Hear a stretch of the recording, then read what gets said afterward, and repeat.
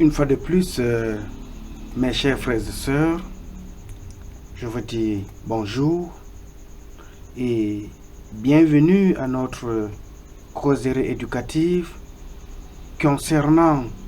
les enjeux des crypto-monnaies qui peuvent nous permettre de lutter efficacement contre la pauvreté et de voir dans quelle mesure, ensemble, nous les Africains, du nord au sud, de l'est à l'ouest, nous pouvons lutter efficacement contre la pauvreté et corriger les erreurs de la misère qui minent considérablement notre continent. Et pourquoi ne pas, une fois sorti de la pauvreté, servir de bel exemple aux autres nations comme l'Asie du Sud-Est ou bien les autres pays de l'Amérique du Sud qui traversent les mêmes situations difficiles à cause de la pauvreté comme nous ici en Afrique. Raison pour laquelle, toutefois, il faut comprendre que pour lutter efficacement contre la pauvreté, il nous faut un instrument. Et cet instrument dont je voudrais me donner l'opportunité de vous en parler en ce jour, c'est celui de la crypto-monnaie TBC9. Parce que la notion de l'économie sociale à travers la crypto-monnaie TBC9 renvoie alors à une manière différente d'entreprendre et vise à promouvoir des formes d'entreprise qui, tout en n'étant pas de domaine public, privilégient le service rendu plutôt que la rémunération du capital et la recherche de profit maximal. C'est-à-dire, faire membre de la communauté TBC9, ce n'est pas seulement se faire de l'argent, s'enrichir, demeurer égoïste et avare, mais c'est être une source de bénédiction pour sa famille d'abord, pour son environnement immédiat et être ainsi un canal ou bien un vecteur de développement. Parce que l'effondrement des pays à économie planifiée et la montée des exclusions et des inégalités dans les pays à économie capitaliste sont ensuite venus renforcer l'exclusion et des inégalités dans les pays à économie capitaliste qui, dans le sens concret du développement, ne parvient pas à donner un sens à la politique de communication. Vous vous rendrez compte que dans tous nos pays, on parle de développement, on parle de l'émergence. Mais comment pouvons-nous être des pays émergents? Comment pouvons-nous être des pays en voie de développement lorsque la population locale, 90% de cette population-là, vit dans le seuil de la pauvreté? Parfois, dans certains pays, la population n'a même pas $1 par jour pour manger à sa faim. Et avec un pays, avec une population à 80 ou 90% pauvre, comment est-ce que nous pouvons être émergents? Comment est-ce que nous pouvons nous développer? Raison pour laquelle, lorsque vous vous posez cette question, vous comprendrez que depuis les indépendances, bientôt 60-70 ans pour certains pays, qui sont en voie de développement depuis l'indépendance, depuis cette époque-là, rien ne change, on tourne en rond, rien de nouveau ne nous permet d'atteindre le cap de l'émergence ou du développement. Raison pour laquelle, lorsqu'il s'agisse des auteurs de l'économie sociale, du secteur à but non lucratif ou du secteur volontaire, l'économie plurielle ou bien l'économie solidaire à travers la crypto-monnaie TBC9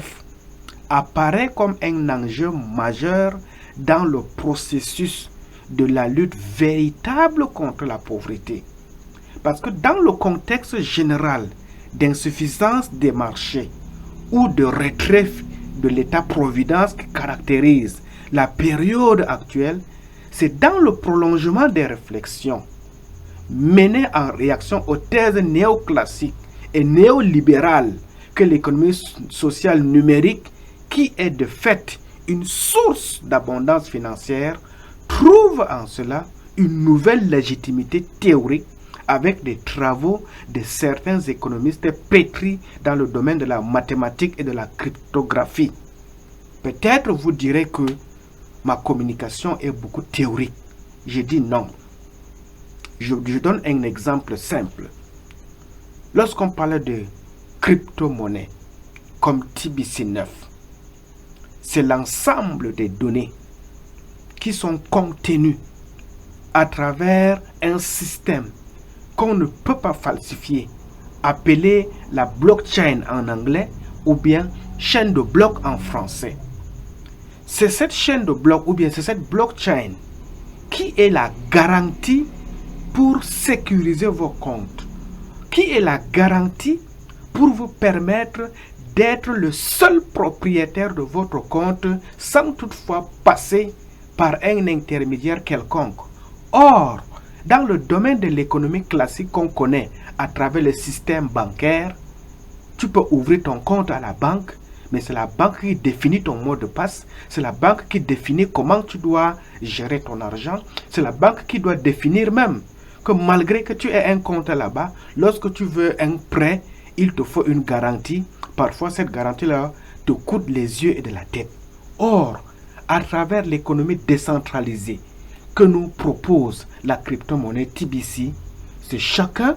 qui est titulaire de son compte, c'est chacun qui est responsable de son porte-monnaie, et ce porte-monnaie-là, c'est toi seul qui en es propriétaire et personne d'autre ne peut être à tes côtés pour pouvoir te donner des ordres. Raison pour laquelle, mes chers frères et sœurs, il est bien vrai que le problème de l'Africain se réside beaucoup plus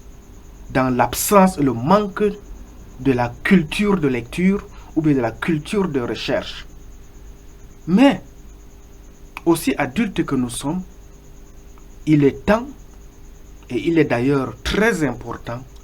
de briser les barrières de nos limites et de voir ensemble comment est-ce qu'avec la crypto-monnaie TBC9, nous pouvons briser les liens de la pauvreté, nous pouvons briser le système de l'économie classique qui n'a pas permis à nos États de pouvoir se développer et voir dans quelle mesure, ensemble, nous pouvons aussi être une communauté qui peut tirer une leçon de son passé négatif et voir dans quel plan nous pouvons élaborer un projet de développement social afin que dans le futur, TBC9 puisse nous servir d'un tablier pour un plan de relance d'abord économique et ensuite un projet de développement social. C'est-à-dire, lorsque je parle de développement social, il est question d'une communauté qui s'est remis en cause et a trouvé les bases et les solutions pour son avenir. Et ensemble, cette communauté-là décide d'aller vers le processus du bonheur que lui proposent les opportunités financières de TBC9. Si vous êtes d'avis avec moi, je vous encourage à pouvoir trouver votre place le plus tôt possible dans la communauté TBC9 parce que du nord au sud, de l'est à l'ouest, les peuples sont en train de se battre pour essayer de voir comment ils peuvent profiter des enjeux multiformes de l'économie numérique à travers TBC9 et dans quelle mesure ils peuvent aussi se donner un nom. Si l'Asie est en train de forcer leur place dans l'économie numérique à travers TBC9, c'est à nous, Africains, qui avions aussi déjà entendu parler de cette opportunité, de briser les clivages, de casser le système, de sortir de notre misère, de sortir de notre peur, de pouvoir braver même les clivages et les facteurs culturels pour voir dans quelle mesure nous aussi, on peut se prendre en charge dans le futur et apporter notre mot pour pouvoir booster le développement dans nos communautés. Je vous remercie.